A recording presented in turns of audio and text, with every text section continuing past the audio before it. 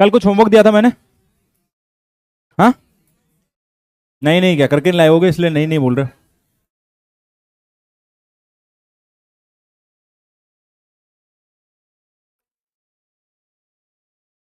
Main scale reading जो भी लिखी होगी। हाँ, जैसे मान ले स्क्रू गेज में लिखा हुआ है 3 के बाद स्टार्ट हो रहा है, तो 3 mm लिखना है। डिवीजन डिवीजन कैसे लिखोगे?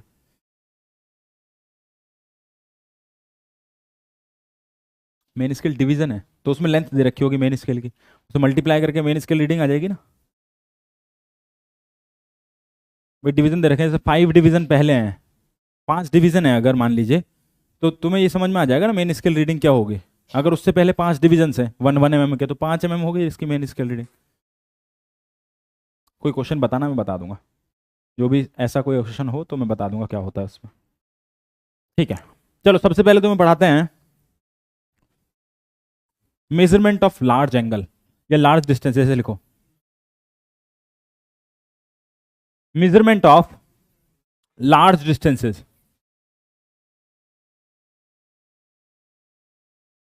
एक ये बचा हुआ था, पैरेलैक्स मेथड इसको बोलते हैं। क्या बोलते हैं? Parallax method.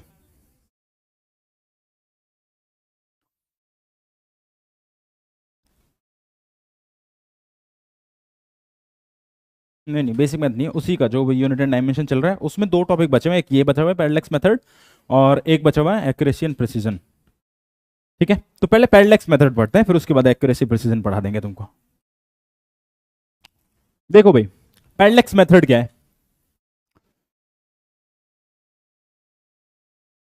इस मेथड से एक्चुअल में पहले जब बहुत पुरानी बात है, जिस टाइम पर ईएम वेव्स का हमने जनरेशन नहीं सीखा था, ईएम वेव्स को बनाना नहीं सीखा था, इलेक्ट्रोमैग्नेटिक वेव्स को, और इलेक्ट्रोमैग्नेटिक वेव्स हमें यूज भी नहीं करनी आती थी जिस मोमेंट तक, तब ये मेथड काम में आता था। अभी ये मेथड काम में नहीं आता है, लेकिन फिर भी इससे क्वेश्चन आते हैं। ठीक है, ये मेथड क्या है? ये एक्चुअल में इसलिए काम में आता था ताकि हम स्टार्स तक की डिस्टेंस पता कर सकें। किसी भी स्टार की डिस्टेंस पता करनी हो तो इससे पता करी जा सकती है। किसी भी अगर प्लैनेट का हमें डायमीटर पता करना है तो भी इससे पता करी जा सकती है। ठीक है, स्टार्स बहुत दूर है हमसे, ठीक है, तो एक एंगल निकालना पड़ता है जिसको पैरेलैक्स एंगल बोलते हैं। क्या बोलते हैं? Parallax angle. लेकिन इसको पढ़ने से पहले मैं तुम्हें समझाऊंगा कि अगर कोई भी बॉडी होती है तो किसी बॉडी की हाइट जो है, अगर मैं उसको पूरा देखना चाहता हूं तो उसकी बिल्कुल नीचे वाले पॉइंट से लेके और ऊपर वाले पॉइंट तक पूरी जो भी रेज आ रही हैं वो सारी की सारी मेरी आंखों पर पड़नी चाहिए, तभी मैं उसको देख पाऊंगा कि नहीं। अब तुमने देखा होगा कि अगर मूव कर रहा हूं किसी एक जगह पर, मूव करते वक्त मैंने किसी भी बॉडी को देखा, जैसे इस बॉटल को देखा मैंने, इस बॉटल को अगर मैं देख रहा हूं तो ये कुछ डिस्टेंस मुझे दिखाई दे रही है। इसकी लेंथ जो है वो मुझे कितनी दिखाई देगी, इट डिपेंड्स ऑन कि मेरी आंखों पर कितना एंगल बनाएगी। बात समझ आ रही है? जैसे कि कोई भी बहुत बड़ी ऑब्जेक्ट अगर बहुत दूर है तो मेरी आंखों पर बहुत छोटा सा एंगल बनाएगी तो मुझे छोटी दिखाई देगी। दूर की चीज छोटी दिखाई देती है, पास की चीज बड़ी दिखाई देती है ना। अगर मैं इस पेंसिल की बात करूं तो इस पेंसिल की जो ऊपर का जो निडल है, उस निडल को अगर मैं वहां बिल्कुल वहां पर जाकर देखूं, 10 मीटर 20 मीटर दूर जाके देखूं, तो वो मुझे बहुत ही नेग्लिजिबल दिखाई देगी। लेकिन अगर इसको मैं बिल्कुल आंख पर ऐसे रख के देखूं तो मुझे बहुत बड़ा डायमीटर दिखाई देगा इसका। तो एक्चुअल में क्या हो रहा है कि इट डिपेंड्स कि कितना एंगल ये आंखों के ऊपर बना रही है, उतनी ही मेरे को इसकी हाइट दिखाई देगी किसी बॉडी की, है कि नहीं। जैसे अगर मैं तुमसे कहूं यहां पर मेरी ये आंखें हैं, ठीक, एक ऑब्जेक्ट यहां रखी हुई है, ये ऑब्जेक्ट जो है यहां से कुछ एंगल बना रही होगी। इतनी ही हाइट की ऑब्जेक्ट को अगर मैं आगे की तरफ रख दूं, है ना, मैं यहां पर रख दूं, यहां पर इस जगह पर, तुम इस जगह पर देखोगे तो ये जो एंगल बनाएगी वो एंगल अब चेंज हो जाएगा।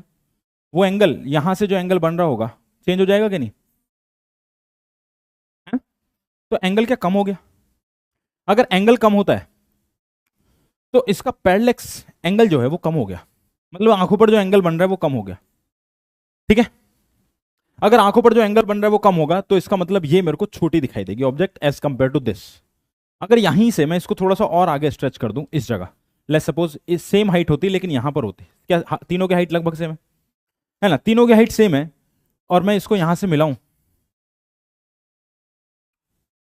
तो अभी ये जो एंगल बन रहा है, क्या ये एंगल और बड़ा बन रहा है? देख, पहले सब इस वाले पॉइंट के लिए कुछ बन रहा था, इस वाले पॉइंट के लिए और बड़ा एंगल बन रहा है, इस वाली लेंथ के लिए और छोटा एंगल बन रहा है, मतलब जितना एंगल बन रहा है उतना ही मुझे डिस्टेंस जो है दिखा, उतना ही नहीं मतलब जितना एंगल बन रहा है उसके ऊपर डिपेंड करेगा कि ये डिस्टेंस जो है मुझे कितना दिखाई देगा। बात समझ आई? तो मुझे ये समझ सकते हो, अगर मैं इसको फर्स्ट बोलूं, इसको सेकंड बोलूं और इसको थर्ड बोलूं, तो तीनों का height, if height of body same, height of body is same, तो मुझे फर्स्ट वाला सबसे बड़ा दिखाई देगा। तो height of 1 for me is greater then height of 2 is greater then height of 3। मतलब मुझे फर्स्ट वाला सबसे बड़ा दिखाई देगा, है कि नहीं? अगर आंखों के ऊपर जितना एंगल बन रहा है उतना ही उसी के रेस्पेक्ट में मुझे कोई भी चीज की जो हाइट है वो पता चलती है।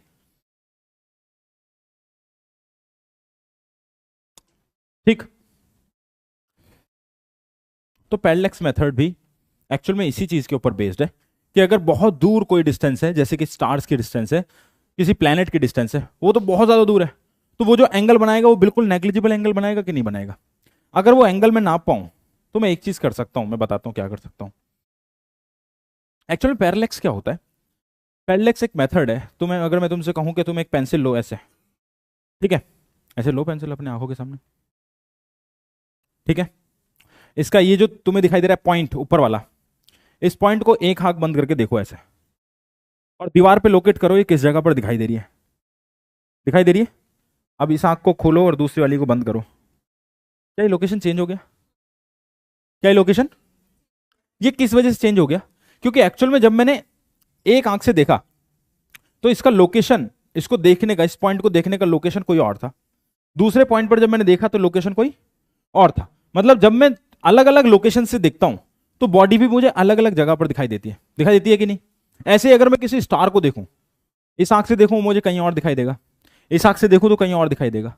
मतलब इस छोटे से डिस्टेंस को वेरी कराने से भी मुझे स्टार्स थोड़ा दूर दूर दिखाई देता है ना? तो ऐसे ही अगर मैं क्या काम करूं, मुझे अगर किसी स्टार की डिस्टेंस देखनी है, मैं अर्थ पर बैठा हुआ हूं यहां पर, है ना, और मुझे देखना है यहां पर कोई स्टार है इस जगह पर, ठीक, तो मैं क्या करूं, मैं अर्थ के किसी दो पोजीशन से, जैसे मान लो इन दो पोजीशन से मैं इसको ऑब्जर्व करूं, इस स्टार को। अगर मैं ऑब्जर्व करता हूं, देखो पहले वाले से ऑब्जर्व करता हूं ऐसे, तो कुछ एंगल दिखाई देगा मुझे। फिर मैंने दूसरे वाले से ऑब्जर्व करा इससे, तो मुझे कुछ एंगल दिखाई देगा। अब ये एंगल देखो कहां से, लेट्स सपोज यहां से एंगल बनाया गया, इससे एंगल दिखाई दे रहा है θ1, कितना?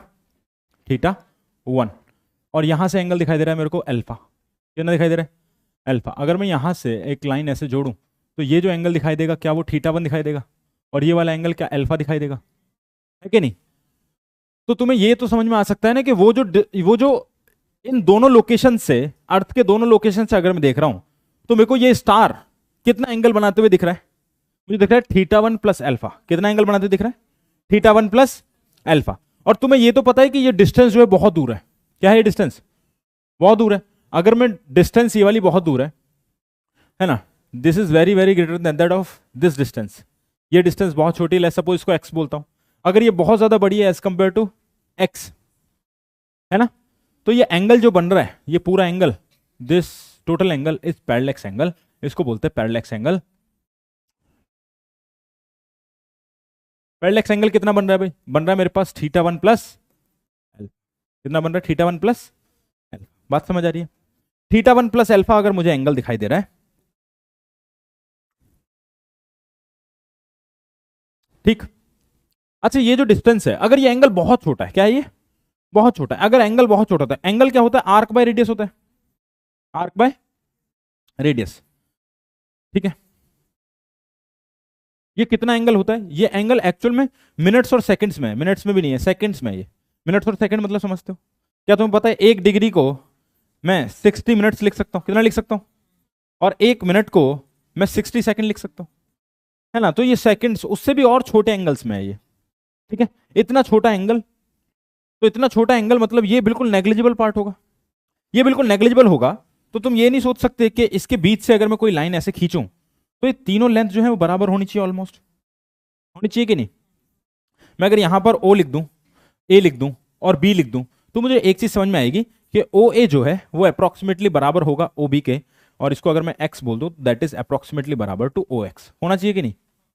है ना। ये तीनों लेंथ अप्रोक्सीमेटली बराबर होंगी क्योंकि डिस्टेंस बहुत दूर है और एंगल बहुत छोटा है ना।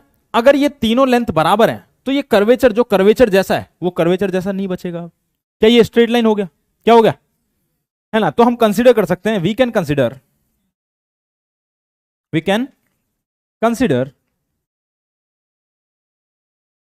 ए B as a straight line, as A B को स्ट्रेट लाइन कंसीडर कर सकते हैं।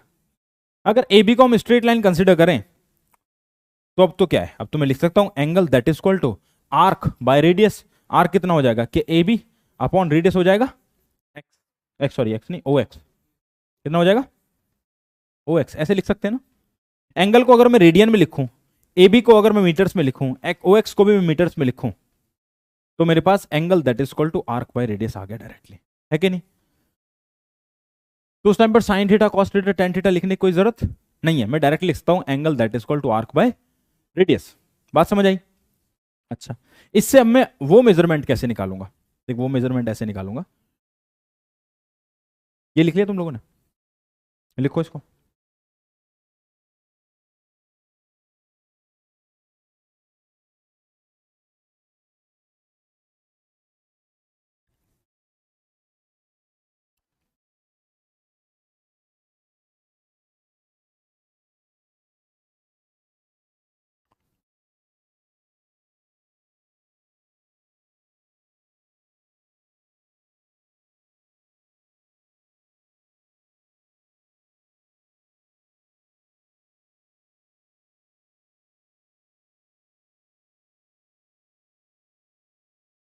ईद पे तुम लोग घर जा रहे होगे, हम्म, या वही बचे हैं जिनका घर यहीं है,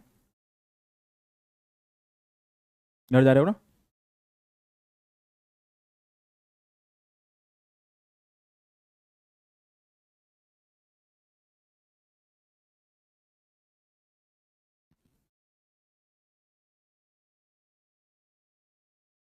हम्म,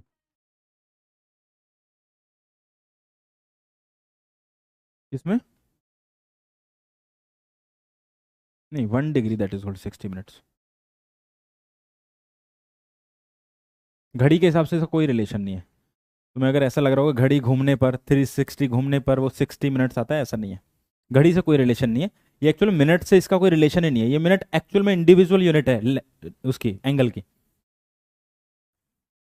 टाइम से कोई लेना देना नहीं है इसका।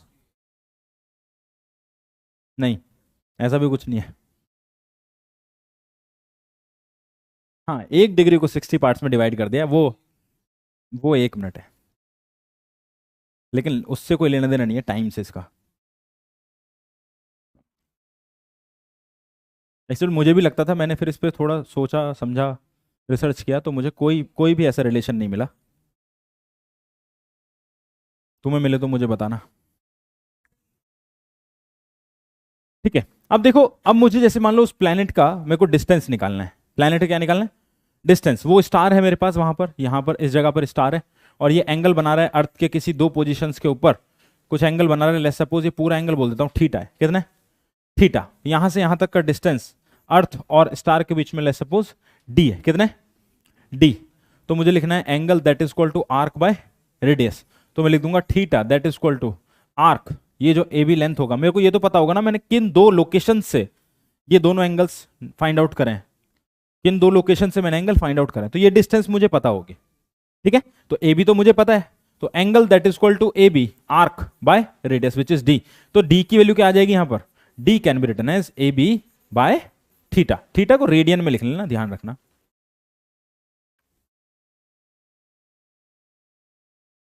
ठीक है, तो क्या मैं डिस्टेंस निकल पाया स्टार और अर्थ के बीच की? निकाल पाया ना। इतना छोटा एंगल कैसे मेजर करोगे, तो उसके लिए इंस्ट्रूमेंट्स हैं, किया जा सकता है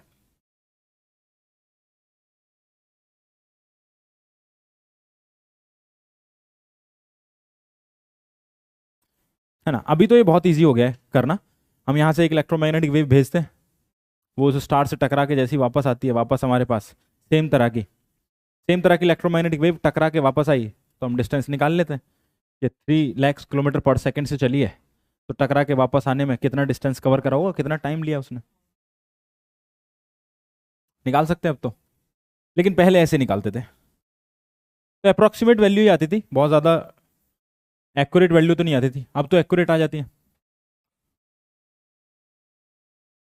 अच्छा, अगर मुझे ना स्टार की डायमीटर पता करनी हो, क्या पता करनी हो, तो डायमीटर कैसे पता करूं स्टार की? तो ये मेरे पास स्टार है, जैसे लेट्स सपोज मैं जुपिटर की पता करना चाहता हूँ, क्या पता करना चाहता हूँ?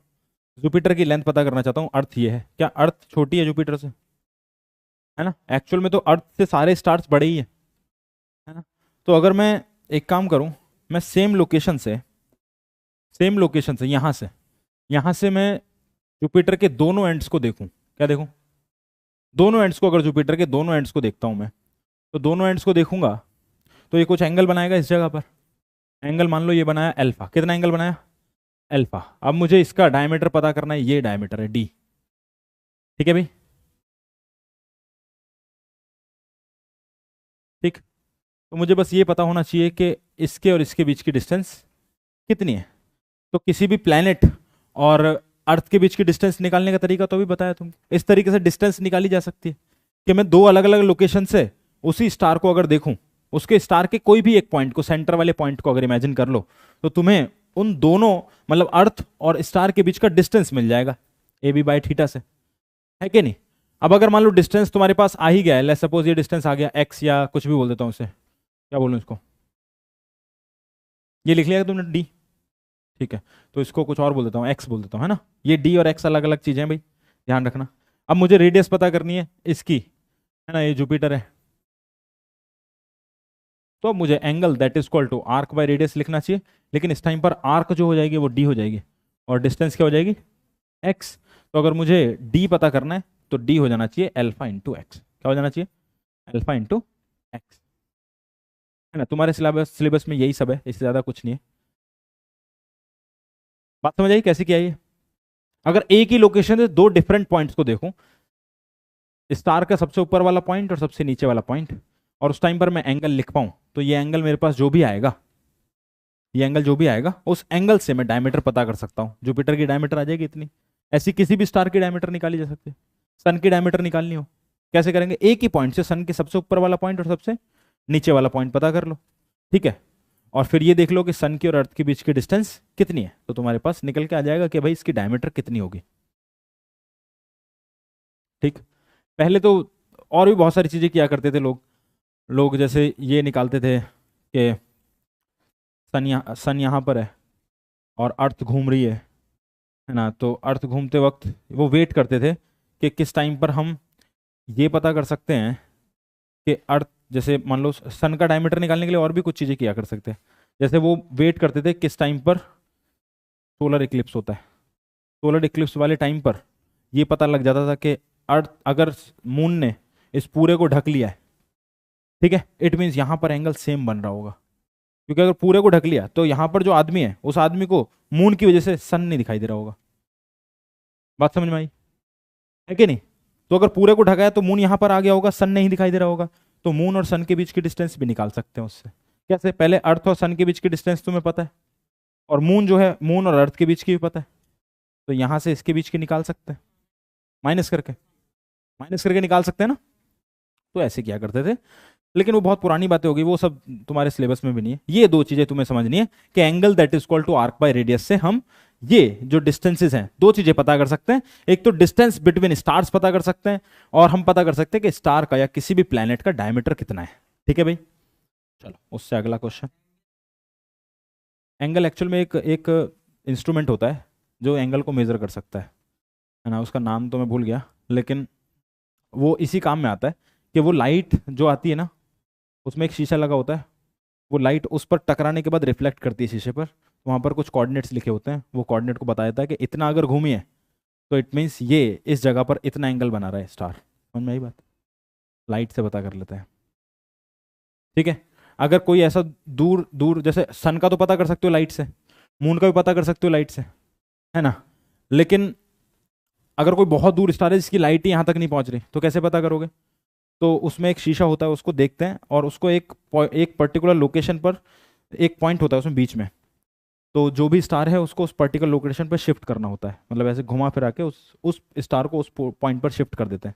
जैसे ही वो शिफ्ट करते हैं तो वो अपने आप बता देगा कि ये इतना एंगल बना रहा है, इतना एंगल बना रहा है ये इस जगह से।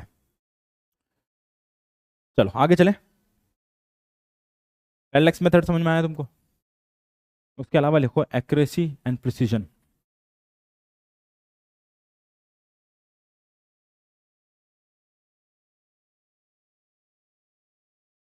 Accuracy and precision. प्रिसीजन क्या है और एक्यूरेसी क्या है? एक्यूरेसी नाम से ही समझ में आ रहा होगा तुमको, कितनी एक्यूरेट कोई वैल्यू है। जितनी ज्यादा एक्यूरेट कोई वैल्यू होगी उतनी ज्यादा एक्यूरेसी होगी उस वैल्यू की, होगी कि नहीं? है ना? जैसे मैं तुमसे कहूं कि एक आदमी है, वो ऐसा कोई टारगेट है, ले सपोज इसमें टारगेट बना देता हूं मैं ऐसा, यहां पर एक टारगेट है ऐसे, ये बुल्सआई है, ठीक है, इस पर हिट करना चाहता है ना? और वो बंदूक से या किसी भी चीज से इसको हिट करना स्टार्ट करता है। जब हिट करना स्टार्ट करता है तो उसने पहला निशाना लगाया अपना, पहला निशाना ले सपोज यहां पर लगा, कहां पर लगा? यहां पर लगा। दूसरा लगाया यहां लगा, तीसरा लगाया यहां पर लगा, चौथा लगाया यहां लगा कहीं, ठीक है? तो इसमें से एक भी एक्यूरेट नहीं है, एक भी एक्यूरेट निशाना नहीं लगाया उसने, है ना? तो इसमें इस मेजरमेंट में जो इसने अब इस मेजरमेंट को देखें तो इसको समझो उसने एक्यूरेसी है जीरो। एक्यूरेसी कितनी है? जीरो। मतलब ये जो जो भी निशाने लगाए गए ये नॉन एक्यूरेट है। क्या है ये? नॉन एक्यूरेट है। लेकिन फिर बात आती है प्रिसीजन की। प्रिसीजन क्या है? तो प्रिसीजन है कि ये जो खुद ने जो ये निशाने लगाए हैं, ये चार, क्या ये आसपास में इक्वल डिस्टेंस पर है? क्या इनकी वैल्यूज आसपास है? अगर इनकी वैल्यू एक्चुअल में आसपास है तो वो प्रिसाइज तो है कम से कम। जैसे एक आदमी जो निशाना लगा रहा है, एक आदमी निशाना लगा रहा है, उसने जो अपना जो पहले निशाना लगाया उसके पास में दूसरा निशाना लगाया, तीसरा निशाना भी उसके पास में लगाया, चौथा निशाना भी उसके पास में लगाया। मतलब एक्चुअल में क्या है कि वो एक्यूरेट वैल्यू तो एक्यूरेट टारगेट पे तो हिट नहीं कर पा रहा, लेकिन उसके पास इतनी टेंडेंसी तो है कि वो जो भी निशाना लगा रहा है अपनी जो भी उसने लेंथ पकड़ी हुई है उस लेंथ के आसपास ही लगा रहा है सारे निशाने। मतलब वो प्रिसाइजली किसी भी चीज को हिट कर रहा है। क्या कर रहा है? प्रिसाइजली किसी भी चीज को हिट कर रहा है। एक्यूरेट नहीं है वो, लेकिन प्रिसाइज तो है। तो मतलब प्रिसाइज का मतलब क्या है और एक्यूरेट का मतलब क्या है? तो एक्यूरेट और एक्यूरेसी लिखना, लिखाता हूं। एक्यूरेसी है how close the measured value and true value are.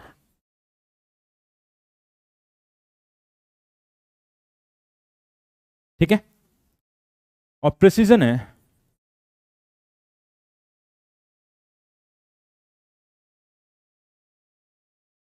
How close all the measured value are, all the measured values are, कि जितनी भी मेजर्ड वैल्यू वो कितनी क्लोज है। ठीक है? अगर चार वैल्यूज उसने चार चीजें मेजर करी, मेजर करने के बाद अगर एक भी वैल्यू उसकी एक्यूरेट, जो करेक्ट वैल्यू थी, ट्रू वैल्यू थी, उसके बराबर आ गई, इट मीन्स उसने एक तो एक्यूरेट निशाना लगाया, मतलब उसका एक्यूरेसी है। ठीक है? फिर हमको चेक करना है कि वो प्रिसाइज है या नहीं। उसने चार निशाने लगाए, ठीक है, उसने चार मेजरमेंट लिए, जैसे कि कुछ मेजरमेंट लिए, मैं कहता हूं तुमसे, एग्जाम्पल देता हूं तुमको। ट्रू वैल्यू जो थी अपनी, लेट्स सपोज 2.30 थी। कितनी थी? 2.30। और मेजर्ड वैल्यू जो है, मेजर्ड वैल्यू, उसने तीन मेजर्ड वैल्यू ली। पहली मेजर्ड वैल्यू उसने लिखी 2.28। कितनी? 2 दूसरी लिखी 2.27 और तीसरी लिखी 2.29। 2.28, 2.27, 2.29, ये तीनों वैल्यूज तुम देखोगे, क्या इनके आसपास का जो गैप है क्या वो बराबर है ना? 0.01 का गैप है दोनों में। इसमें भी 0.01 का गैप है। मतलब पहले वाले और तीसरे वाले में ऐसे कर लो इसको,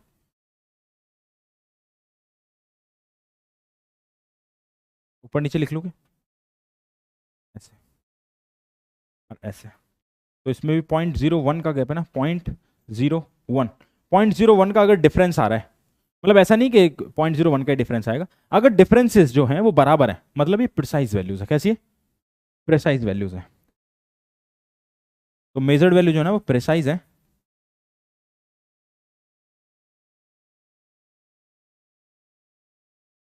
but not accurate. But not accurate. Precise but not accurate. ठीक है।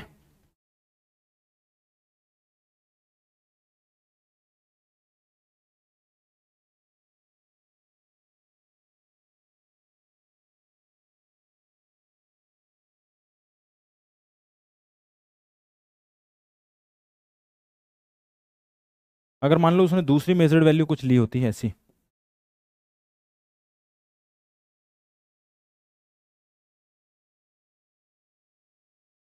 ऐसी ट्रू वैल्यू लेट्स सपोज थी 2.31, और मेजर्ड वैल्यू जो लिखी है उसने, मेजर्ड वैल्यू जो उसने मेजर करी है, वो मेजर करी लेट्स सपोज ऐसे मेजर करी 2.31, 2.35, 2.28। क्या अब जो तीन मेजरमेंट है वो एक दूसरे से बिल्कुल दूर दूर है कि नहीं? लेकिन एक एक तो करेक्ट है। तो इसका मतलब इसकी मेजर्ड वैल्यू जो है, ये जो वैल्यूज हैं, ये एक्यूरेट तो है, but not precise. But not precise.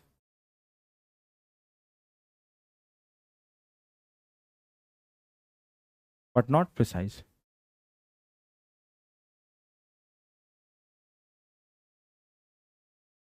बात समझ आई? हाँ, तो भी उसको मतलब एक्यूरेट वैल्यू ही बोलेंगे। एक तो आई एक्यूरेट। हाँ, अगर तुम्हें एक ही वैल्यू दे रखी है और तुमसे पूछ ले जाए कि एक्यूरेट है या precise, पहले तो प्रिसाइज नहीं पूछ सकता उसमें। अगर एक ही वैल्यू देगा प्रिसाइज कैसे पूछेगा? है ना? तो फिर ये पूछेगा एक्यूरेट है या नहीं, तो ये पता लग सकता है कि एक्यूरेट तो नहीं है। लेकिन तीनों में से अगर एक भी अगर वैल्यू है जो जो ट्रू वैल्यू के बराबर है, तो एक्यूरेट तो है। ठीक है। प्रिसाइज है या नहीं वो चेक कर लो।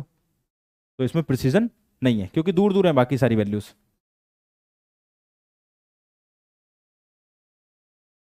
प्रिसाइज नहीं बता सकते, प्रिसाइज एक से ज्यादा वैल्यू बता सकता है, मेजरमेंट एक से ज्यादा चाहिए। कि उसने 2 या 3 मेजरमेंट लिए, उसमें वो प्रिसीजन है या नहीं उसका, एक से कैसे पता लगाएंगे? एक से पता नहीं लगा सकते। ठीक है। लेकिन फिर भी एक दो चीजें मैं बता देता हूं। जैसे तुम्हें कोई नंबर दे दिया जाए, क्या दे दिया जाए, तो एक चीज से तुम प्रिसीजन पता लगा सकते हो, वो है सिग्निफिकेंट डिजिट्स। क्या? तो इस बात को लिख लो, if only one value is given, only one value is given,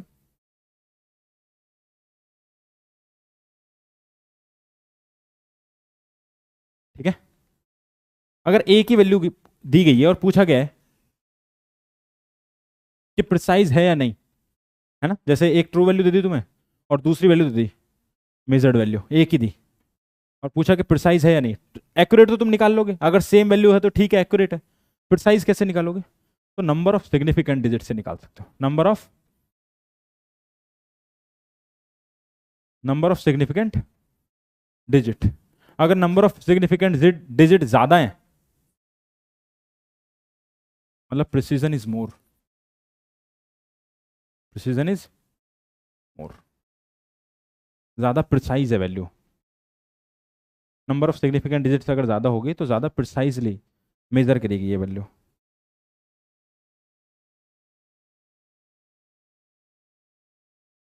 ठीक है। ऐसे क्वेश्चन आते हैं इसमें कि number of significant digits count कर लो, प्रिसाइज है या नहीं पता चल जाएगा। और एक्यूरेट में तो सीधा पता लगना है कि भाई अगर बराबर नंबर है तो एक्यूरेट है, नहीं तो नहीं है। जैसे ऐसे बोल दिया तेरे को, ट्रू वैल्यू दे रखा है तेरे को, ट्रू वैल्यू गिवन है 2.30, ठीक है, और दो वैल्यूज दे रखे हैं तेरे को, ऐसा ये दे रखा है, मेजर्ड वैल्यू तेरे को दे दी लेट्स सपोज 2.3 और 2.31, और दूसरी ले दी 2.312। This is more precise, this is this is more precise, ये ज़्यादा प्रिसाइज वैल्यू है, ज़्यादा प्रिसीजन के साथ ये मेजर करी गई है, ये ज़्यादा मतलब समझ रहे हो, ये पॉइंट के बाद एक और एक्स्ट्रा डेसिमल पॉइंट तक एक्यूरेटली मेजर करी गई है। बात समझ आ रही है? अब वो एक्यूरेट है या नहीं है ये बात दूसरी है, लेकिन वो प्रिसीजन उसका ज़्यादा है। क्या ज़्यादा है? अगर मैं तुमसे कहूँ कि वर्नियर कैलिपर और स्क्रू गेज दोनों में से जो भी वैल्यूज हम मेजर करते हैं किसका ज़्यादा प्रिसीजन अच्छा है, तो स्क्रू गेज का प्रिसीजन ज़्यादा अच्छा है ना? उससे जो वैल्यू ले रहे हो तुम वो ज़्यादा प्रिसाइज है, सिग्निफिकेंट नंबर ज़्यादा है। आगे चले, चलो ये खत्म होता है तुम्हारा ये चैप्टर। यहाँ पर मैथ्स पे चलते हैं, मैथ्स।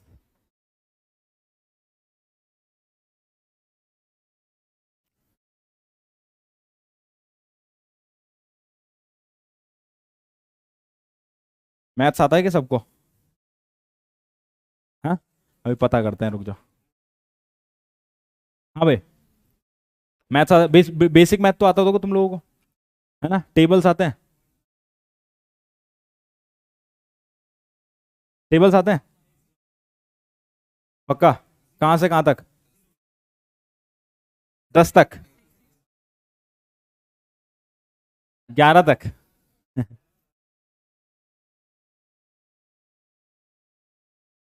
अच्छा ऐसे ही पूछूंगा ले।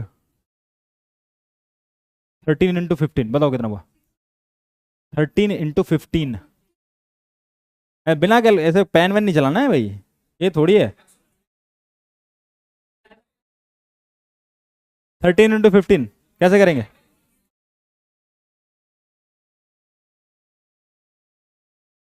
थर्टीन इंटू 15, ये सबको समझ आता है कैसे हुआ है? आधे लोगों को नहीं आया समझे कैसे। अरे पहले 15 की 10 से मल्टीप्लाई कर लो, फिर 15 की 3 से मल्टीप्लाई, दोनों को ऐड कर दो, है ना बात सही? तो 15 10 जा 150, और 15 3 जा 45, दोनों को ऐड कर दो, 150 + 45 195, है ना? ये सारी चीजें तो आती हैं। अच्छा 1/2 बड़ा होता है या 3/5?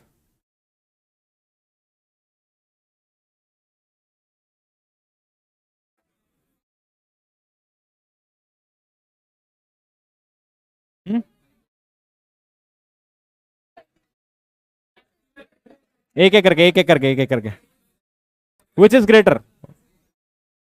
3/5 इज ग्रेटर देन 1/2?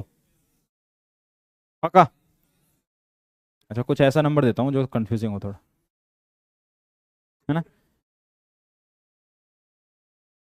12/16 बड़ा है कि 9/8?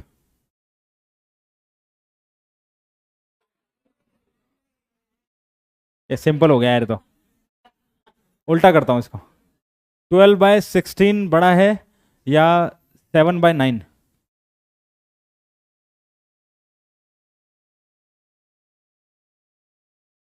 किस किस को समझ नहीं आ रहा है कैसे हो रहा है ये? हाँ? देखो जब भी तुम्हें फ्रैक्शन की बात करें, फ्रैक्शन में पूछा जाए कि कौन सा फ्रैक्शन बड़ा है, तो उसका नीचे वाला जो पार्ट है उसको सिमिलर बना लो। क्या करो, जैसे लिख रखा है 1/2 है और 3/5 है, इनमें से कौन सा बड़ा होगा? ठीक है, तो इसका नीचे वाले पार्ट को इक्वल बना लो। इसके नीचे वाले पार्ट को इक्वल बनाने के लिए इसमें 2 से मल्टीप्लाई 2 से डिवाइड, और इसमें 5 से मल्टीप्लाई 5 से डिवाइड। क्या ये वाला पॉइंट बना मेरे पास 5/10, और ये बना मेरे पास 6/, कौन सा बड़ा है देख? ये वाला बड़ा।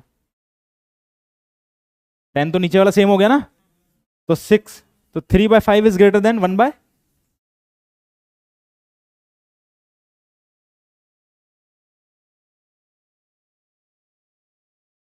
मतलब दोनों को मल्टीप्लाई कर दो ऐसा।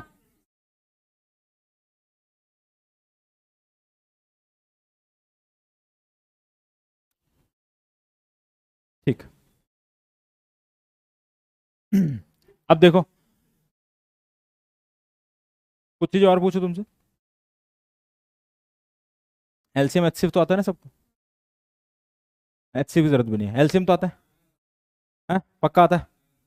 अच्छा मैं ऐसे लिख दूं 1 - 1 बाय, अच्छा ऐसे लिख दूं 1/x - 1 प्लस 1/x+1। बताओ क्या आएगा? एक ही लाइन में बताना है, ऐसे कोई पेन वेन नहीं चलाएगा।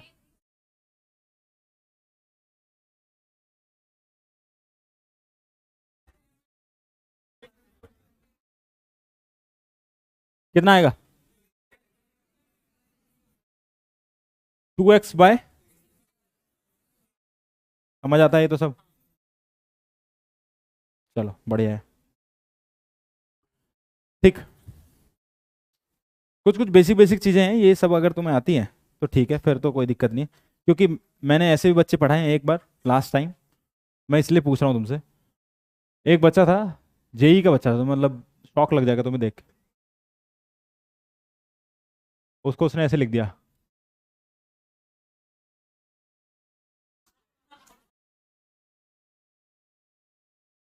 ये 11th क्लास का जेई का बच्चा था एक, क्या सोच के वो पहली बार तो जेई में आया, और उसको 11th क्लास में किसने भेजा? 11th क्लास तक कैसे पहुंचा वो जब उसे यही नहीं आ रहा था? अच्छा, एक बच्चा मेरे से बोलता है कि सर -2 और 0, तो कहता है कि सर -2 तो 0 से छोटा होना चाहिए, है ना? मैं कहा होता है। बोलता है लेकिन सर ऐसा कैसे, मतलब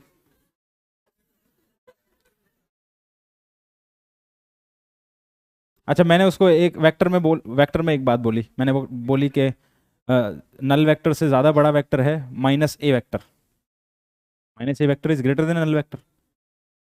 तो मुझसे बोलता है कि सर मतलब माइनस में जो भी चीज़ है और जो जीरो है, तो माइनस में जो भी चीज़ लिखी है उसका कुछ तो मतलब है, ठीक है, जीरो का तो कोई मतलब नहीं है। तो ये ऐसे बोलता है, मतलब अभी बता रहा हूँ वो क्या पूछा था मेरे से।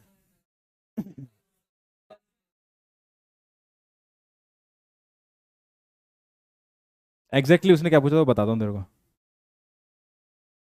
उसने धीरे धीरे ऐसे जीरो से स्टार्ट करा, और फिर करते हुए वो पूछता गया मुझसे। हाँ, मैंने उससे पूछा 1/1 क्या होता है, उसने बताया 1 होता है। मैं उससे 0/0 पूछा, तो बोलता है 1 होता है। ठीक है, मैं कहा ठीक है, इंटरेस्टिंग लग रहा है। फिर मैंने उससे इन्फिनिटी/इन्फिनिटी पूछा, तो उसने बोला 1 होता है।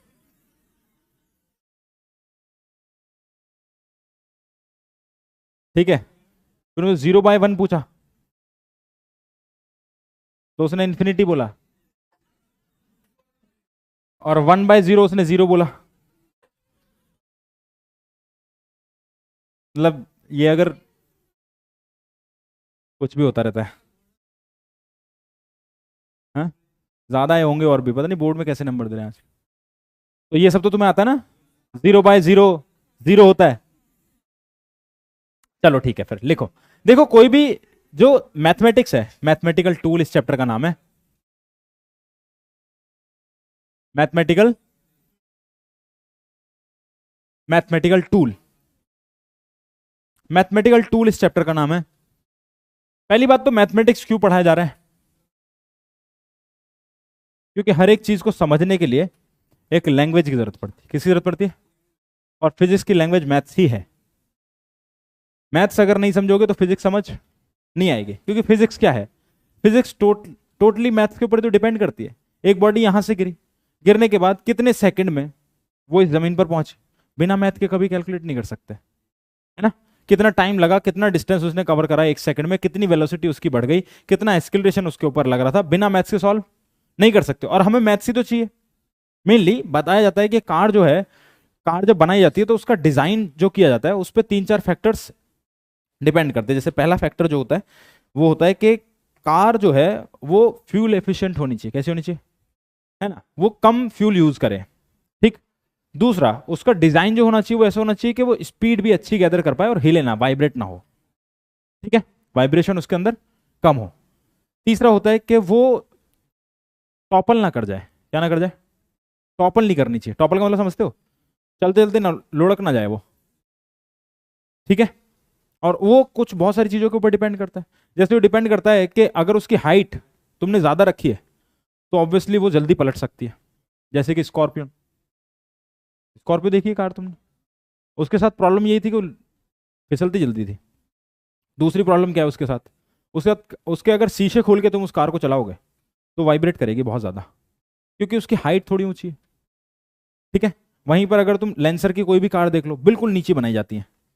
ठीक है, कोई भी नीचे, जितनी भी ऐसी बाइक्स हैं जो कार्स हैं जो स्पीड के लिए बनाई गई हैं, वो सारी की सारी बिल्कुल जमीन से चिपका के बनाई जाती हैं, और उनका जो विड्थ है वो ज्यादा बड़ा रखा जाता है as compare to height. Height जो है उसकी जितनी है उतना ही उसका विड्थ भी बनाया जा रहा है, विड्थ ज्यादा रखा जा रहा है, क्योंकि जमीन से वो चिपक के चले।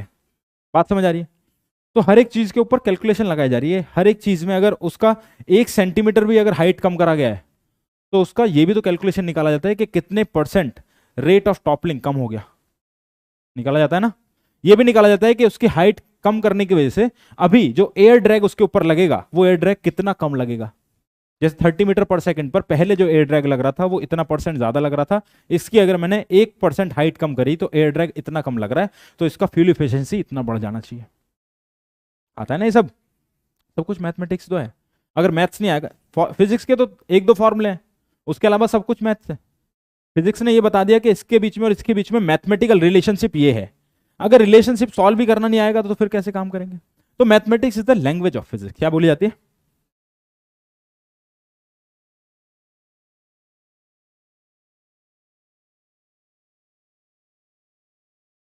ठीक है, अब मैथ्स में क्या है, कुछ तरह के टूल्स बना दिए गए हैं। जैसे अलग अलग मैथ्स में अलग अलग तरह की बुक्स हैं, एल्जिब्रा है, अलग अलग ब्रांच है मैथ्स की भी। एल्जिब्रा है, कोऑर्डिनेट ज्योमेट्री है, उसके बाद कैलकुलस है। ठीक है, और उसके अलावा देखोगे वेक्टर है। ठीक, ये सब जितनी भी सारी चीजें बनाई गई है वो ये एक्चुअली मैथमेटिक्स की ब्रांच है। क्या है? मैथमेटिक्स की ब्रांच है। अगर मैथमेटिक्स की ब्रांच है तो ब्रांचेस जो हैं वो एक्चुअल में क्यों बनाई गई? वो इसलिए बनाई गई क्योंकि मैथ्स में सबसे पहले जो चीज पढ़ाई जाती है वो है फंक्शन। क्या है? फंक्शन। फंक्शन का मतलब क्या है? फंक्शन का मतलब है कि कोई भी क्वांटिटीज के बीच में रिलेशनशिप। क्या? रिलेशनशिप मतलब ऐसा रिलेशनशिप कि अगर मैं एक इनपुट इधर से दूं, क्या दूं? इनपुट अगर किसी एक सिस्टम को दूं तो वहां से मुझे एक आउटपुट मिले। क्या मिले? आउटपुट। इधर से इनपुट डालो, उधर से आउटपुट मिलना चाहिए। ठीक है, तो ये जो सिस्टम है जिसमें मैं इनपुट प्रोवाइड कर रहा हूं और वहां से मुझे आउटपुट मिल रहा है, तो इस पूरे सिस्टम को एक फंक्शन बोलते हैं। क्या बोलते हैं? फंक्शन बोलते हैं। अब फंक्शन बहुत तरह के हो सकते हैं। फंक्शन जो है लॉगरिथमिक फंक्शन हो सकते हैं, ट्रिग्नोमेट्रिक फंक्शन हो सकते हैं, एक्सपोनेंशियल फंक्शन हो सकते हैं, क्वाड्रेटिक फंक्शन हो सकते हैं, पॉलिनोमियल फंक्शन हो सकते हैं, है ना। उसके अलावा ट्रिग्नोमेट्रिक फंक्शंस हो सकते हैं, डेरिवेटिव फंक्शंस हो सकते हैं। ये सब कुछ जो है, जितनी भी चीजें तुमने पढ़ी होंगी आज तक, वो सब तरह की एक ना एक फंक्शन है। बात समझ में आती है ना। तो उन फंक्शंस, जितने भी फंक्शंस हैं, उन फंक्शन का एक ही तरीका है कि एक इनपुट जा रहा है और एक आउटपुट आ रहा है। ठीक है, जैसे कि मैं तुमसे बोलूं कि मेरे पास ऐसे लिखा हुआ है y equal to x plus 5। क्या लिखा हुआ है? x plus 5। अगर ये मेरे लिए इनपुट है और ये मेरे लिए आउटपुट है, ये मेरे लिए x है और ये मेरे लिए y है, तुम देखो इनपुट की कोई भी वैल्यू डालते जाओगे तो आउटपुट कुछ वैल्यू मिलेगी तुमको, मिलेगी कि नहीं? जैसे क्वेश्चन ये था कि राम की टोकरी में 5 आम थे, उसने एक और डाला तो कितने हो गए? 6 हो गए। तो राम की टोकरी में x आम थे, मतलब 5 आम थे, उसने x की जगह क्या पुट किया? एक वैल्यू डाला, तो y मिल गया हमें आउटपुट, है ना। तो ये एक्चुअल में एक रिलेशनशिप ही तो हुआ। कोई एक जनरल जो भी हमारे पास सिनेरियो था, उस सिनेरियो को हमने मैथमेटिकल इक्वेशन में कन्वर्ट कर दिया। जैसे मैंने बोला कि राम और श्याम 2 भाई हैं, दोनों की एज का डिफरेंस जो है वो 5 है। कितना है? 5 का एज का डिफरेंस। तुम देखोगे राम और श्याम की एज का डिफरेंस कितना है? 5 है। अगर ये श्याम है और ये राम है, तो राम की एज श्याम से 5 साल बड़ी है कि नहीं? तो ये एक रिलेशन है। कोई भी जो सिनेरियो है उसको हम मैथमेटिकल टर्म्स में ऐसे प्रेजेंट कर सकते हैं कि नहीं? तो हमें फंक्शंस आने चाहिए। क्या आने चाहिए? फंक्शंस। जैसे ये इनपुट और ये आउटपुट। ठीक भाई, अब फंक्शन बहुत तरह के हैं, फंक्शन के बारे में लिखा देता हूँ कितने तरह के फंक्शंस हैं। है तो बहुत सारे, मतलब मैं कुछ कुछ फंक्शंस पढ़ाऊंगा जो जो तुम्हें पढ़ाने हैं। ट्रिगोनोमेट्रिक फंक्शंस पढ़ाए जाएंगे, उसके अलावा तुम्हें लॉगरिथमिक फंक्शन पढ़ाए जाएंगे,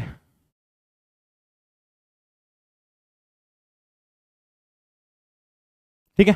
उसके अलावा तुमको क्वाड्रेटिक फंक्शन पढ़ाए जाएंगे,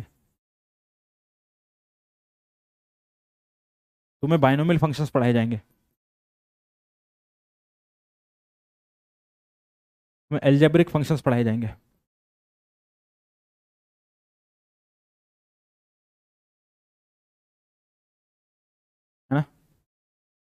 क्वाड्रेटिक का ही पार्ट, वो क्वाड्रेटिक एक पॉलिनोमियल फंक्शंस का ही पार्ट है। एल्जेब्रिक फंक्शन पढ़ाए जाएंगे, उसके अलावा तुम्हें डेरिवेटिव फंक्शंस पढ़ाए जाएंगे। ठीक है, एग्जाम्पल तुम्हारे सामने रखता हूँ, एक्सपोनेंशियल फंक्शन ही पढ़ाए जाएंगे। ट्रिग्नोमेट्रिक फंक्शन तुम जानते हो, y equal to sine x मैंने लिख दिया, कॉस एक्स लिख दिया, इस तरह की कुछ भी चीज़। लॉगरिथमिक फंक्शन मैंने ऐसे लिख दिया, y equal to log x कुछ लिख दिया है ना। क्वाड्रेटिक इक्वेशन लिख दिया मैंने, x square plus 2x plus 1 that is equal to y, है ना। बाइनोमियल फंक्शन लिख दिया मैंने कुछ इस तरीके का, 1 plus x to the power 50। ठीक है, एल्जेब्रिक फंक्शन लिख दिया, एल्जेब्रिक फंक्शन में ऐसे लिख दिया 1 plus 2x plus 4x that is equal to Y.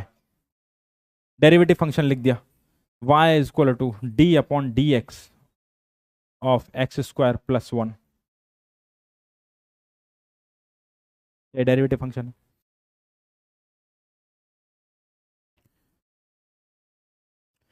ये चीज समझ में आती है कि इनपुट डालो तो आउटपुट मिलेगा, है ना। बहुत सा ज़्यादा फंक्शन पढ़ाने की तुम्हें जरूरत है नहीं, लेकिन ये चीज़ क्लियर हो जानी चाहिए कि इनपुट और आउटपुट की वजह से ही कोई भी फंक्शन बनता है।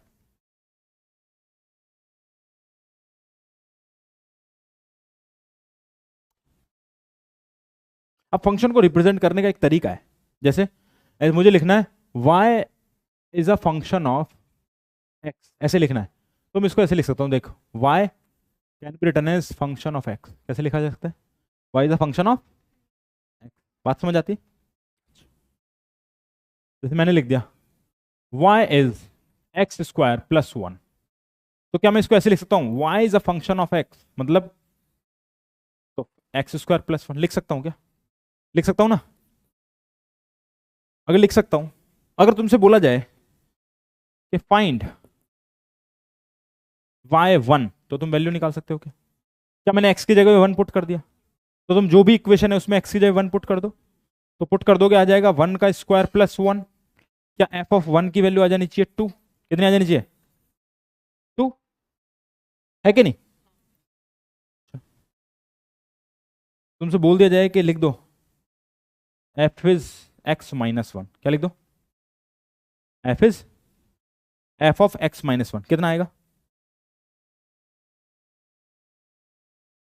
क्या x की जगह पे x माइनस 1 पुट कर दो, क्या x की जगह पे x माइनस 1 पुट कर दो, तो x माइनस 1 का होल स्क्वायर प्लस 1, ऐसे लिख सकता हूं। क्या हो जाएगा x square plus 1 minus 2x, तो कितना हो गया x square minus 2x plus 2। कुछ ऐसा आ गया, क्या बोलते हैं, सही है कि नहीं।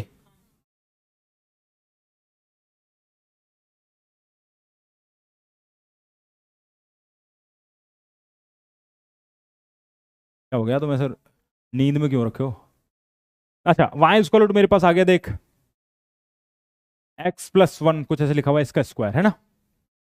ठीक,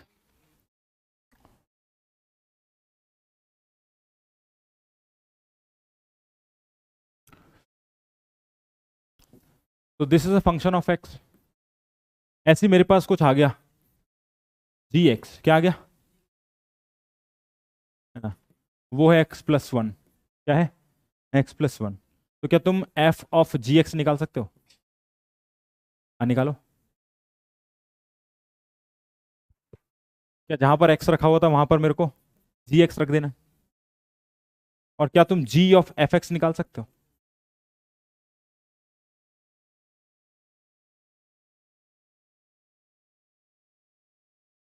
क्या लगता है। f ऑफ gx क्या है, क्या फंक्शन ऑफ x में जहां जहां पर x लिखा हुआ था वहां वहां पर x प्लस 1 आ जाना चाहिए, gx आ जाना चाहिए, मतलब, है ना।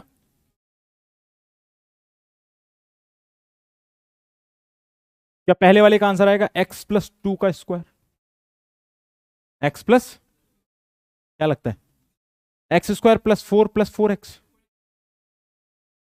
नहीं क्या, तो कुछ कितने लोगों को समझ नहीं आया ये क्या हुआ है। क्या अगर मुझे फंक्शन x की जगह पर gx ही तो रखना है, तो जहां जहां पर x लिखा हुआ था वहां वहां पर मेरे को gx लिख देना है, तो यहां पर जो x लिखा हुआ था वहां पर gx लिख देना है, और प्लस 1 और इसका स्क्वायर।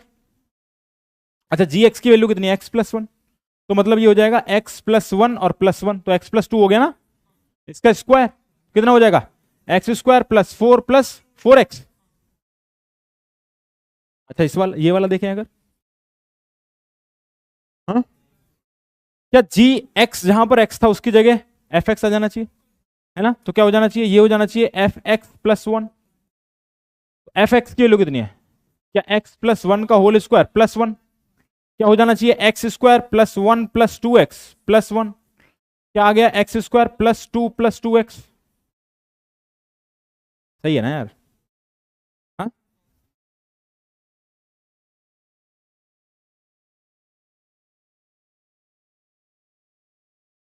फंक्शन लिखने तो आ गए तुमको। अब दुनिया का जो भी फंक्शन है ना, every function can be converted into a graph.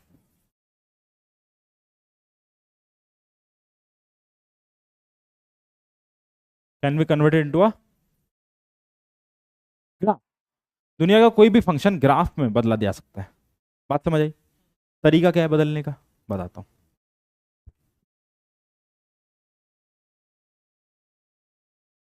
मतलब समझ में आ गया ना क्या पढ़ा रहा हूं मैं, ग्राफ पढ़ाऊंगा। क्या पढ़ाऊंगा, ग्राफ।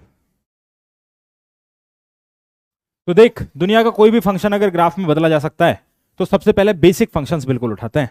जैसे मैं फंक्शन उठाता हूं पहला y इक्वल टू 5, क्या उठाया मैंने, y इक्वल टू 5।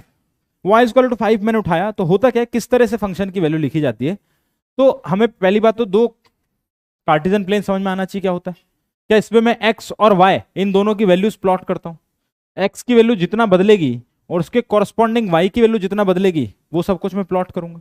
जैसे अगर मुझे बोला जाए y इक्वल टू 5 लिखा हुआ है ना, मतलब x की वैल्यू तो इसमें है ही नहीं, तो x की वैल्यू चाहे 0 हो, चाहे 1 हो, चाहे 2 हो, चाहे 3 हो, इस बात से कोई फर्क नहीं पड़ता। y की वैल्यू हरदम कितनी है, 5 है, 5 है, 5 है और 5 है। क्या y की वैल्यू हरदम इतनी आ रही है, तो तुम इससे कोऑर्डिनेट बना सकते हो। क्या बना सकते हो, देख पहला कोऑर्डिनेट आया ये, दूसरा आया ये, तीसरा आया ये और चौथा आया ये, और भी हो सकते हैं, और भी हो सकते हैं, लेकिन मुझे कोऑर्डिनेट मिला 0,5। क्या मिला, 0,5 का मतलब है जब x की वैल्यू 0 तो y की वैल्यू 5। तो पहला कोऑर्डिनेट ये x एक्सिस है, अगर ये y एक्सिस है तो कोऑर्डिनेट कैसे प्लॉट करते हैं भाई, x की वैल्यू तुम यहां पर रख लो, यहां पर x और y दोनों 0 होते हैं, इस डायरेक्शन में x बढ़ता है, इस डायरेक्शन में y बढ़ता है। x की वैल्यू अगर 0 रखोगे तो मतलब पहला पॉइंट जो है वो x की वैल्यू 0 है और y की वैल्यू 5 है, मतलब y की वैल्यू कहां पर है, यहां पर। तो 0,5 इस जगह पर एक पॉइंट आएगा, पहला पॉइंट आया, क्या आया, पहला पॉइंट आया 0,5, इसको मैंने फर्स्ट नाम दिया, इसको सेकंड, इसको थर्ड, इसको फोर्थ नाम दूंगा, सारे पॉइंट्स प्लॉट करूंगा। देख सेकंड वाला कहां आएगा, सेकंड वाला अगर हम बनाएंगे तो x की वैल्यू 1, मतलब x की वैल्यू यहां पर 1 होगी कहीं पर, वहां पर भी y की वैल्यू कॉरस्पॉन्डिंग कितनी आ रही है, 5 ही आ रही है, मतलब ये लेंथ 5 है, मतलब है ना।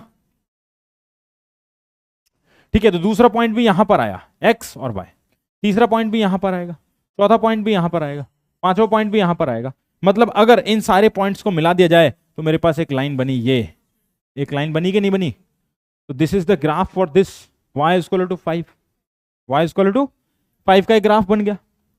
मैं बिल्कुल सिंपल चीजें पढ़ा रहा हूं, जिसको आती है वो बोर मत होना।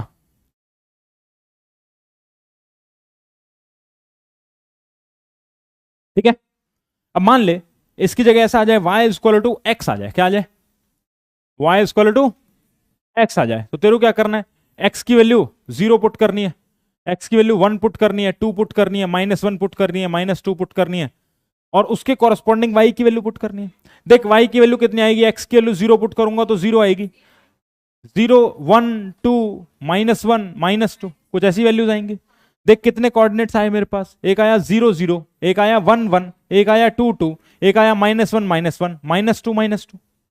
क्या सारे के सारे कोऑर्डिनेट्स को प्लॉट कर सकता हूं, प्लॉट करता हूं। देख 0, 0 कहां पर आएगा, क्या 0, 0 ये है, पहला पॉइंट मिला मुझे, ये फर्स्ट पॉइंट है मेरा। क्या दूसरा मिला 1, 1, मतलब x में भी 1 और y में भी, मतलब y में 1 यहां पर कहीं पर होगा और x में 1 यहां पर कहीं पर होगा, इन दोनों लाइनों को मिलाओ तो यहां पर एक कोऑर्डिनेट मिला मुझे जहां पर ये इंटरसेक्ट करता है। तो कौन सा पॉइंट मिला, 1,1 मिला भाई। ऐसे ही थर्ड पॉइंट मिलेगा 2,2 यहां पर, 3,3, और ऐसे ही -1, -1 और -2, -2। मैं इन दोनों को मिला देता हूं तो यहां पर एक लाइन बन जाती है ये, this is the graph for y equal to x, ये y इक्वल टू एक्स का ग्राफ बनता है भाई। ठीक है कि नहीं? अब हर बार अगर ऐसे ही करते रहोगे, x की वैल्यू पुट करोगे और मतलब x की वैल्यू निकालोगे और y की कॉरस्पॉन्डिंग वैल्यू निकालोगे, तो ऐसे तो तुम ग्राफ ही नहीं बना पाओगे। तो कुछ सेट ऑफ रूल्स बना दिए गए हैं कि ग्राफ को देख के पता चल जाए कि ग्राफ कैसा बनेगा और कहां से होके जाएगा, है कि नहीं? तो सबसे पहला जो ग्राफ पढ़ाया जाता है वो पढ़ाया जाता है स्ट्रेट लाइन का ग्राफ। चलो लिखो straight line, graph of a straight line. ये प्लॉट करने आगे किसी को नहीं आया हो ना, बिल्कुल एकदम बेशर्मी से पूछ लेना, बिल्कुल कोई शर्म करने की जरूरत नहीं है, ठीक है? बंगाल के बच्चे वैसे बस पढ़ाई लिखाई के मामले में थोड़े से शर्मिले होते हैं, बाकी तो फुल बेशर्म है ये, पढ़ाई लिखाई में नहीं पूछते कुछ भी, ठीक है? लेकिन एक्चुअल में तुम्हें रियलिटी बता दूं कि जितने भी लोग तुम यहाँ पर हो, कोई किसी को नहीं जानेगा, ये कोचिंग हो जाएगी खत्म हो जाएगी, उसके बाद कोई किसी के टच में नहीं रहने वाला, ठीक है? हमारे तो खुद के कॉलेज के फ्रेंड्स भी टच में नहीं है, हैं मतलब ऐसे टच में है कि शादी हो रही है किसी की, हाँ ठीक है आ जाते हैं, ठीक है? किसी के बच्चे का बर्थडे है तो उसमें चले जाते हैं, ये सब भी चल रहा है अब। लेकिन वो ये सब दूर दूर हैं तो नहीं जा पाते, इतना टाइम भी नहीं किसी के पास, तो रहना सबको अकेले ही है, लाइफ भी अकेले ही बितानी है। तो ये बात क्लियर कर लो कि बिल्कुल शर्माने की जरूरत नहीं है कि लड़कियां बैठी हैं इधर, मैं नहीं पूछूंगा, ऐसा कुछ नहीं है, पूछ लो जो भी पूछना है, बिल्कुल छोटे से छोटा डाउट हो वो भी पूछ लेना तुम, ठीक है? हो सकता है कोई टीचर तुम्हें डांट दे, तो डांट का क्या है, उसमें भी बिल्कुल शर्माना नहीं है कि डांट खा के भी सीख लो, सीखना जरूरी है। हाँ भाई, तो लिखो भाई straight line graphs, straight line graph. तो देख के ही कोई इक्वेशन अगर लिखी हुई हो तो हमें समझ में आ जाता है कि इसका ग्राफ जो बनेगा वो स्ट्रेट लाइन बनेगा या कैसा बनेगा। कैसे समझ में आता है कि अगर y और x में कुछ ऐसा रिलेशन हो, y equal to M x plus C, C क्या है, एक कांस्टेंट है, क्या है, कॉन्स्ट 2 3 4 5 -1 -2 0 कुछ भी हो सकता है, ठीक है? m को स्लोप बोला जाता है, क्या बोला जाता है? x तुम्हें पता ही है ये क्या है, जिसको इनपुट कर रहे थे तुम, और y क्या है, आउटपुट, या फिर ये एक फिजिकल क्वांटिटी होगी, क्या होगी ये भी एक फिजिकल क्वांटिटी होगी। दो फिजिकल क्वांटिटीज के बीच में अगर ऐसा रिलेशन है कि उनका ग्राफ स्ट्रेट लाइन आएगा, तो y की जगह कुछ वो फिजिकल क्वांटिटी आएगी और x की जगह कोई दूसरी फिजिकल क्वांटिटी आएगी, लेकिन है क्या, फिजिकल क्वांटिटीज ही हैं। इनको वेरिएबल, क्योंकि इनको कहीं पर भी यूज करा जाता है, इसलिए दो वेरिएबल्स ले लिए x और y, कोई भी फिजिकल क्वांटिटी आ जाएगी। v equal to u plus a t, सुना है तुमने, है ना? तो v और u, अगर तुमसे बोला जाए v और u के बीच में ग्राफ बनाओ, तो v और u क्या है, क्या दोनों ही वेलोसिटी है? दोनों ही वेलोसिटी है, ठीक है? अगर बोल दिया जाए u जीरो है और v और t के बीच में ग्राफ बनाओ, किसके बीच में, v और t के बीच में, तो v मेरे लिए y हो जाएगा और t मेरे लिए x हो जाएगा, क्या हो जाएगा, v मेरे लिए y हो जाएगा और t मेरे लिए x हो जाएगा, है ना? ऐसे ही अगर s equal to u t plus half a t square है, ठीक, और बोला जाए कि इनिशियल वेलोसिटी किसी बॉडी की जीरो है, तो u जीरो, तो s equal to half a t square आया, क्या आया, हाफ ए टी स्क्वायर है ना? अब बोल दे s और t स्क्वायर के बीच में ग्राफ बनाओ, किसमें, s और t स्क्वायर के बीच में ग्राफ बनाओ, तो तुम्हें समझ में आएगा कि s जो है मेरा y हो गया और t स्क्वायर मेरा x हो गया, क्या हो गया, t स्क्वायर x हो गया, नहीं तो x और y के बीच में ग्राफ बनाया जा सकता है, ठीक? तो इसी तरीके से सबसे पहला जो ग्राफ है वो स्ट्रेट लाइन है। स्ट्रेट लाइन को समझना बहुत ही सिंपल है, अगर मैक्सिमम पावर ऑफ x जो आ रही है वो 1 आ रही है, कितनी आ रही है, और y की भी कितनी आ रही है, मतलब जिसके ऊपर डिपेंड कर रही है कोई फिजिकल क्वांटिटी और जो डिपेंड करती है किसी दूसरे के ऊपर, मतलब x और y दोनों वेरिएबल की मैक्सिमम पावर अगर 1 आ रही है, तो स्ट्रेट लाइन ग्राफ ही बनेगा। क्या बनेगा, लिख लो इस बात को, if maximum power of x and y is 1, always straight line graph, always straight line graph, but they should not be in fraction, they should not be in fraction, and should be directly proportional, and should be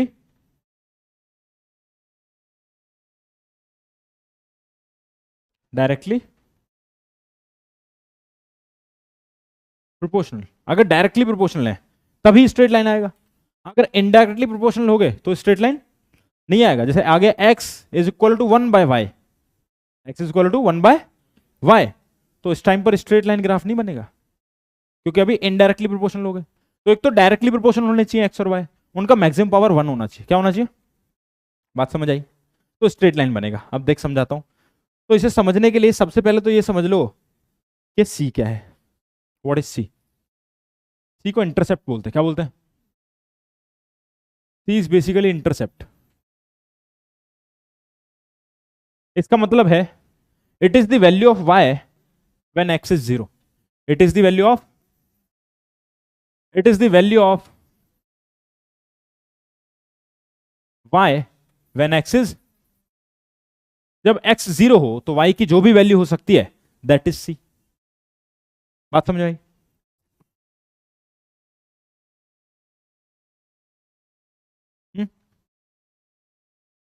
अब m क्या है? m is slope. Main game है slope, बहुत जगह पर आएगा। इस chapter में स्लोप ही स्लोप चलता रहेगा, स्लोप समझना पड़ेगा। तो स्लोप क्या है भी बताता हूं, देखो। ठीक है, स्लोप बोला जाता है rate of change of one quantity over other. Rate of change of one quantity over other, है ना? Rate of change of one quantity over other. जैसे इसका सबसे बेसिक एग्जांपल तो मैं देता हूं। तुमने कभी रोड कंस्ट्रक्शन देखा है?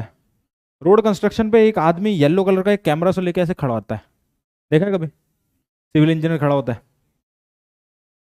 ऐसे ट्राइपॉड होता है और उसके पास येलो कलर का एक कैमरा होता है ना? वो एक्चुअल में क्या चेक कर रहा होता है? लेवल, मतलब स्लोप चेक करता है। क्या चेक करता है? स्लोप। उसमें एक्चुअल में स्लोप आती है कि स्लोप कितनी है। अभी स्लोप बहुत जगहों पर इंपॉर्टेंट है। कैसी किस जगहों पर इंपॉर्टेंट है? जैसे मान लो जितने भी बड़े रोड नेटवर्क्स क्रिएट करे जाते हैं, है ना, बड़े रोड नेटवर्क्स अगर क्रिएट करे जा रहे हैं तो जहां पर भी जब कार्स या बाइक्स जो है टर्न लेती हैं, जहां पर वो टर्न लेती हैं तो टर्न लेते वक्त अगर स्पीड ज्यादा है कार की तो सिर्फ उसके फ्रिक्शन से काम नहीं होता, रोड और टायर्स के बीच के फ्रिक्शन से काम नहीं होता। जहां पर टर्न लेती है तो वहां पर इधर वाले एज को थोड़ा सा उठा दिया जाता है ना? इसको बैंकिंग बोलते हैं। क्या बोलते हैं इसको? ये सर्कुलर मोशन में तुम पढ़ोगे, बैंकिंग ऑफ रोड करके एक आएगा चैप्टर, मतलब एक पार्ट आएगा। तो वो इसलिए पढ़ाया जाता है क्योंकि स्लोप से क्या होता है, कार को इजीली मूव करने में मदद मिलती है। क्या मिलती है? इजीली रोटेट होने में मदद मिल जाती है, आराम से घूमने में मदद मिल जाती है। तो वहां पर भी हमें स्लोप जरूरी होती है कि कितना स्पीड लिमिट है उस जगह का, उसके हिसाब से स्लोप डिसाइड करनी होती है। तो सिविल इंजीनियर्स उस हिसाब से स्लोप डिजाइन करते हैं कि ये वाला पार्ट को कितना ऊपर उठाएं और ये वाला पार्ट को इस वाले पार्ट से कितना ऊपर उठा दें, ये बैंकिंग जो है कितनी क्रिएट करें। तो स्लोप एक्चुअल में change of y with respect to one है, मतलब delta y upon delta x है।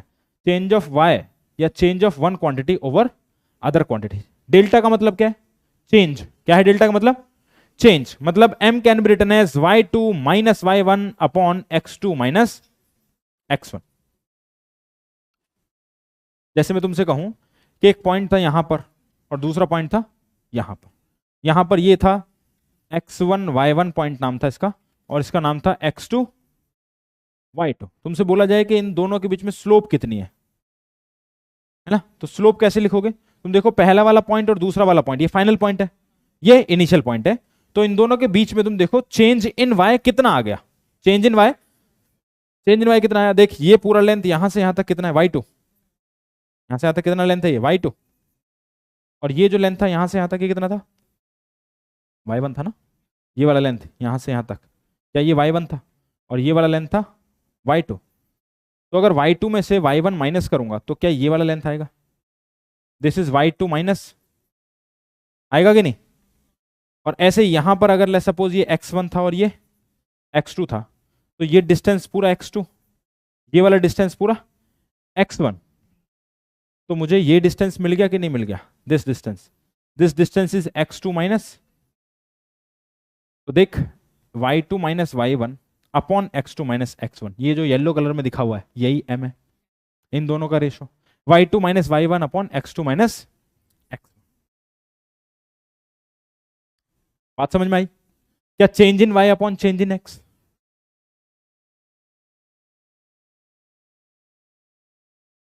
अब जो m हो सकता है ना वो बहुत तरह का हो सकता है। अगर मान ले चेंज इन y जीरो हो, क्या हो, चेंज इन y अगर जीरो हो जाए, चेंज इन y जीरो हो जाए मतलब y में कोई चेंज ना आ रहा हो, सिर्फ x में चेंज आ रहा हो। ठीक, y में कोई चेंज ना आ रहा हो, सिर्फ x में चेंज आ रहा हो, मतलब तुम ऐसे समझ सकते हो कि y में कोई चेंज नहीं आ रहा। देख y वहीं का वहीं है और x में चेंज आ रहा है। x जो था वो x1 से x2 चला गया, लेकिन y में कोई चेंज नहीं आया, मतलब ये सरफेस फ्लैट सरफेस है। कैसी? अगर ये डिस्टेंस के हिसाब से देखो, तुम देखोगे ये सरफेस कैसी है, फ्लैट सरफेस है। इसमें हाइट में कोई चेंज नहीं आया, सिर्फ लेंथ में चेंज आया। आया कि नहीं? अगर मैं लेंथ के हिसाब से देखूं, अगर मैं y को मैं हाइट की लेंथ मानूं और x को मैं ये जो प्लेन है उसकी लेंथ मानूं, तुम देखो हाइट में कोई भी चेंज नहीं आया, सिर्फ और सिर्फ लेंथ में चेंज आया। तो ऐसे टाइम पर जब y में कोई चेंज नहीं आया तो m क्या हो जाना चाहिए? क्या y2 माइनस y1, कोई भी चेंज नहीं आया है ना, तो y1 y2 एक जैसे ही है। अगर एक जैसे हैं तो ये डिस्टेंस क्या जीरो हो जानी चाहिए, और ये डेल्टा एक्स, तो m की वैल्यू क्या जीरो हो जानी चाहिए। तो जिस टाइम पर y में कोई भी चेंज नहीं आ रहा विद रिस्पेक्ट टू x, तो इसको समझ लो उस टाइम पर स्लोप कैसी है, जीरो है। कैसी है स्लोप? जीरो है। ठीक है। अगर मान ले चेंज इन x जीरो हो, क्या हो, चेंज इन x अगर जीरो हो, ये पहला टाइप था, ये दूसरा टाइप है, इसमें चेंज इन x जीरो हो जाए। चेंज इन x जीरो होगा तो m को लिखेंगे हम m equal to delta y by change in x, मतलब delta x is zero, delta x is zero. अगर डेल्टा x जीरो हो गया तो क्या ये इनफाइनाइट हो जाएगा? क्या इनफाइनाइट हो गया? अगर इनफाइनाइट हो गया तो देख ग्राफ कैसा दिखेगा, मतलब x में कोई भी चेंज नहीं हो रहा, x वो का वो, ये सिर्फ y चेंज हो रहा है। देख y की वैल्यू पहले y1 से y2 चली गई, लेकिन x जितना था, x अगर x था तो x का x ही है। तो इस तरह का ग्राफ अगर बने तो मान लो ये क्या है, इसका स्लोप कितना है, इनफाइनाइट है, इसका स्लोप जीरो है। ठीक, उसके अलावा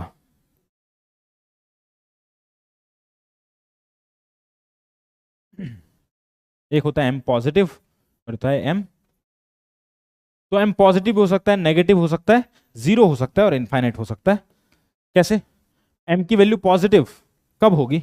जब होगी, तुम देखो, अगर y2 is greater then y1, y2 is greater then y1, x2 is greater then x1, तभी तो हो सकता है। If y2 is greater then y1 and x2 is greater then x1, तभी m जो है वो पॉजिटिव हो सकता है। हो सकता है कि नहीं? क्योंकि y2 minus y1 upon x2 minus x1 करेंगे, दोनों की वैल्यू ऊपर भी पॉजिटिव नीचे भी पॉजिटिव, तब जाके m पॉजिटिव आएगा, है ना।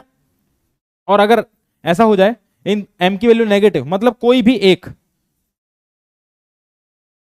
Any of x and y में अगर ऐसा हो जाए कि x2 जो है वो छोटा रह जाए एज कंपेयर टू x1, और y2 जो है वो छोटा रह जाए एज कंपेयर टू y1, दोनों में से एक भी हो जाए तभी भी m नेगेटिव आ जाएगा। दोनों का सिनेरियो देखते हैं। हाँ, दोनों ही अगर एक जैसे हो गए तो फिर तो पॉजिटिव हो जाएगा।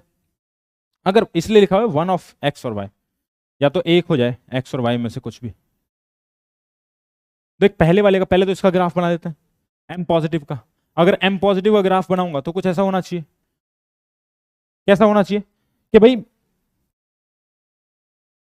या तो दोनों ही जो मेरे पास y का जो चेंज है वो दोनों ही y2 और y1 से बड़ा होना चाहिए, x2 भी x1 से बड़ा होना चाहिए, या दोनों ही छोटे हों, या दोनों ही, तब भी तो m पॉजिटिव आ जाएगा। देख लिखता हूं,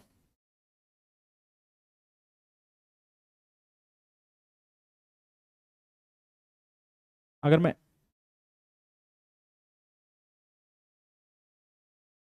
ये पहला पॉइंट है और ये दूसरा पॉइंट है, क्या तुम्हें दिखाई दे रहा है कि यहां पर जो x1 है और यहां पर जो x2 है, क्या x2 is greater then x1 है? x2 ये वाली लेंथ है और x1, ऐसी y2 ये वाली लेंथ है और y1, तो यहां पर दिखाई दे रहा है हमको कि y2 is greater then y1 और x2 is greater then x1। तो ग्राफ देख कैसा बन रहा है, कैसा बन रहा है, हाँ x1।